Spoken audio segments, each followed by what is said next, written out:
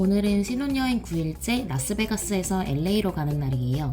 체크아웃을 먼저 하러 갑니다. 체크아웃하는 장소가 따로 있는 건 아니고 체크인한 데스크에서 하는 거예요. 체크아웃을 할 때는 룸서비스 시킨 거랑 그런 건 첫날 냈던 보증금에서 차감이 돼요. 호텔 이용료가 총 180달러가 나왔는데 저희가 4박 5일이 있었기 때문에 1박에 45달러씩이에요. 그리고 룸서비스 시켜 먹은 게 73.73달러가 나왔습니다. 라스베가스에서 LA까지 가는 방법이 여러 가지가 있어요. 샌프란에서 라스베가스에 왔을 때처럼 비행기를 이용하거나 아니면 렌트를 하거나 그것도 아니면 셔틀버스를 타는 거예요. 저희는 LA에서 계속 차를 이용할 거였기 때문에 렌트를 선택했고 렌트 픽업 시간까지 시간이 꽤 남아서 짐을 맡길 곳이 필요했어요.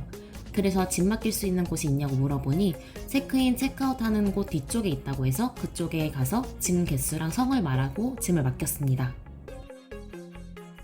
전날 저녁에 하덴주시 가기 전에 CVS에 들려서 이것저것 산 걸 하덴주시에 놓고 와서 찾으러 갔어요. 근데 역시나 없더라고요. 그래서 다시 돌아와서 호텔 2층에 위치한 음식점들을 둘러보면서 뭐 먹을까 엄청 고민하다가 가게 된 위키드 스푼 뷔페입니다. 어쩌다 보니 라스베가스에서 유명하다는 1위, 2위, 3위 뷔페를 전부 다 가게 되었어요. 3개 비교한 건 맨 뒤쪽에다가 넣어 놓을게요. 위키드 스푼은 코스모폴리탄 호텔 뷔페 이름이에요. 여기는 와 진짜 자본주의 끝판왕이라고 느낀 점이 있었습니다. 일단 월요일에서 금요일까지 아침은 38달러고 점심은 45달러입니다. 앞에 갔던 다른 두 뷔페는 브런치로 아침과 점심을 합쳐서 봤는데 위키드 스푼은 아니더라고요. 아침은 8시부터 11시까지고 점심은 11시부터 3시까지예요. 대신 토요일, 일요일은 브런치로 49달러입니다. 여긴 디너가 따로 없는 것 같았어요. 저희는 미국 날짜로 10월 31일에 가서 런치로 45달러씩 냈어요. 거기에 티켓 끊는 곳 기준으로 오른쪽에 짧은 줄이 있어서 그게 뭔지 물어보니 그건 25달러씩 내면 설 수 있는 VIP 라인 패스라고 하더라고요. 만약에 그 돈을 안 내면 왼쪽에 있는 긴 줄로 가야 하는데 거긴 얼마나 기다리는지 물어보니 1시간은 기다린다길래 아 그래 돈 더 내고 짧은 줄로 가자 했습니다. 그렇게 45달러에 VIP 라인 패스라고 25달러 해서 인당 70달러씩 총 140달러가 들었고 텍스 7.5달러까지 해서 총 147.54달러가 들었습니다. 시간이 없으신 분들은 25달러를 내고 기다리시고 그게 아니라면 조금 일찍 가시는 것도 방법이에요. VIP 라인은 거의 5분 정도만 기다렸던 것 같아요. 음식 영상이 약간 흔들릴 거예요. 조금만 양해해주세요. 위키드 스푼은 다른 뷔페들과 다른 점이 대부분의 음식이 개인 접시에 나온다는 거예요. 이게 깔끔해 좋은 점도 있지만 접시에 몇 개만 올리면 더 올릴 수 없다는 게 단점이기도 했어요. 그리고 음식들 대부분이 짜지 않았어요. 첫날 갔던 코스모폴리탄은 되게 짰었는데 여긴 한국인의 입맛이 딱이라고 생각이 들었거든요. 어제 갔던 벨라지오 뷔페는 음식들이 식어있는 경우가 많았는데 여긴 전부 다 따뜻했어요. 음식 종류는 코스모폴리탄이 훨씬 많았고 벨라지오랑 비슷했어요. 그리고 여기에도 대게다리가 있는데 마카나리랑 다른 점이 여긴 옆에 작은 집게가 같이 있더라고요. 그건 되게 좋았습니다. 뒤쪽엔 음식 영상만 더 보여드릴게요.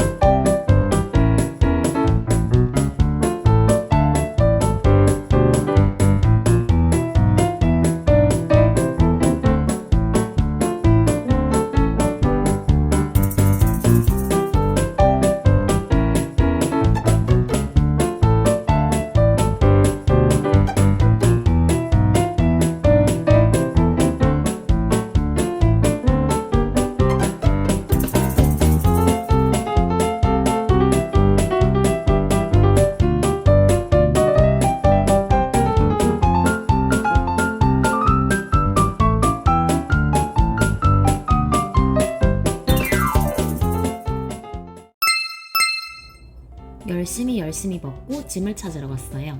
라스베가스에서 LA는 차로 이동할 예정이어서 미리 예약을 해놨었습니다. 저희는 네이버 미국 여행 카페 관련된 곳들 가입해서 여러 군데에서 비교했는데 나바호킴 여행 카페라는 곳이 가장 저렴하더라고요. 그리고 세세하게 예약하는 방법이나 이런 걸 알려주셔서 계속 여기서 예약을 했어요. 광고 절대 아니고 저희가 직접 돈 주고 빌린 거예요. 렌트카 회사가 엄청 많은데 저희는 가장 큰 허츠에서 빌렸습니다. 달라스라는 곳도 큰데 그냥 허츠에서 빌렸어요. 픽업 장소도 여러 군데 있었는데 저희는 코스모폴리탄에서 묵어서 가장 가까운 곳이 어디지 하고 찾아보니까 코스모폴리탄에 있더라고요. 그래서 게이득 하면서 빌렸는데 결론부터 말하자면 그냥 공항에서 픽업을 하세요. 이유는 뒤쪽에서 설명해 드릴게요. 그래도 혹시나 코스모폴리탄에서 빌리는 분들이 계실 수도 있으니 코스모폴리탄의 허츠가 어디에 있냐면 카지노 쪽으로 가다 보면 에스컬레이터가 있어요. 그걸 끼고 왼쪽으로 가면 엘리베이터가 있을 거예요. 엘리베이터를 타고 파킹 쪽으로 내려가면 그곳에 허츠 인포메이션 데스크가 있습니다. 저희는 9일 동안 중형차를 빌리는데 623.53달러가 나왔어요.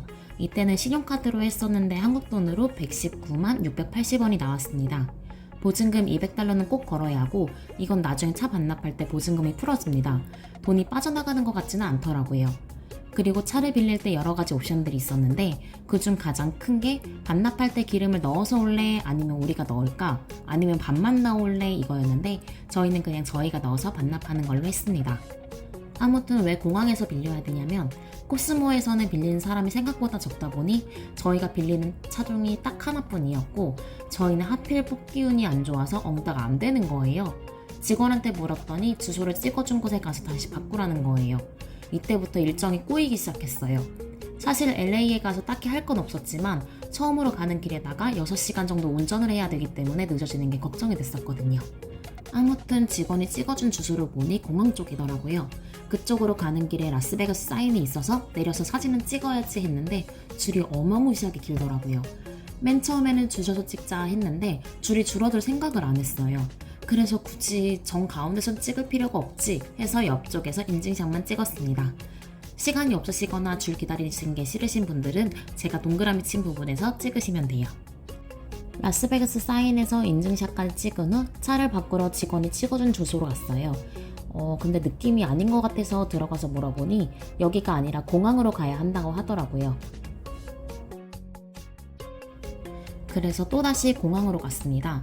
리턴 장소가 있는데 저희는 리턴이 아니니까 하면서 거기로 안 들어가고 빌리는 곳 쪽으로 가니 여기가 또 아니라고 하더라고요.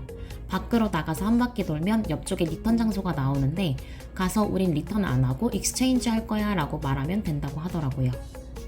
그래서 리턴하는 곳으로 다시 갔습니다. 거기서 짐 다 빼고 오피스로 가서 우리 차가 엉따 부분이 고장이 났으니 교환하고 싶다 라고 하니 1번 존에서 원하는 차를 보고 난 후에 키를 가지고 오라고 하더라고요. 그래서 이 차 저 차 열심히 보면서 골랐습니다. 빌리는 사람이 없으면 내가 빌린 차종이랑 비슷한 차들을 직접 보면서 고를 수가 있어요. 처음에는 전부 다 가능할 줄 알았는데 나중에 미국에 한 번 더 갈 때 그때는 빌리는 사람들이 워낙 많아서 그게 안 되더라고요. 아무튼 열심히 고르는데 거기에 있는 모든 차들이 엉따가 안 되길래 그래 외국이니까 애국이나 하자 해서 현대차로 빌리려고 차키를 가지고 오피스로 다시 간 후에 드디어 출발을 할 수 있었습니다. 근데 엉따도 되고 내비게이션 한국어도 있고 아주 만족했어요. 차를 빌리실 때 꼭꼭 차 외관을 사진으로 동영상으로 꼼꼼히 찍어 놓으세요. 허츠에서 3번 빌리는 동안 그런 적은 없었는데 혹시나 우리가 사고 내거나 찍히거나 한 게 아닌데도 물어내라고 할 때도 있다고 하더라고요. 그럴 때 요긴하게 쓸 수 있으니 꼭꼭 사진과 동영상 둘 다 찍어 놓으셔야 됩니다.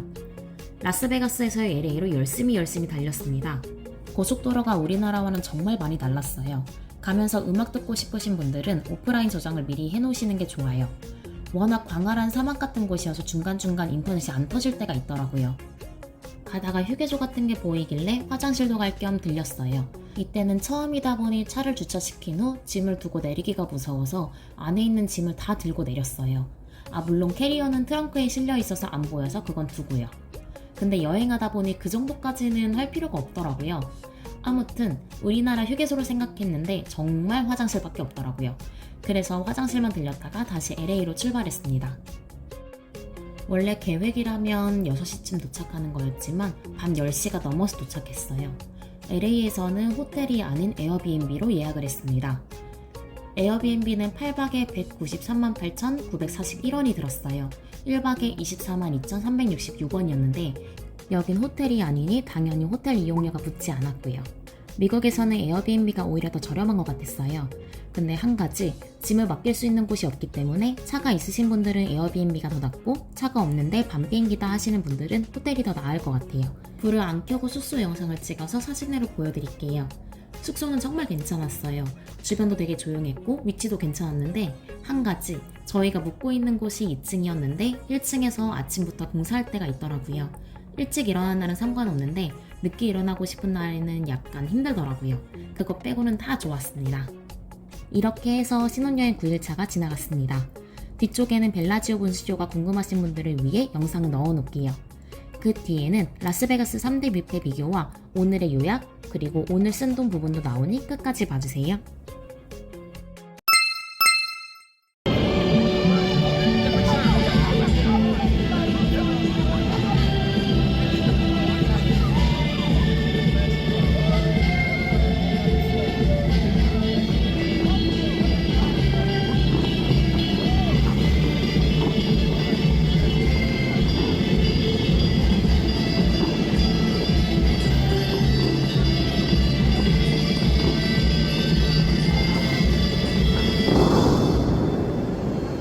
해서 보니까 세네.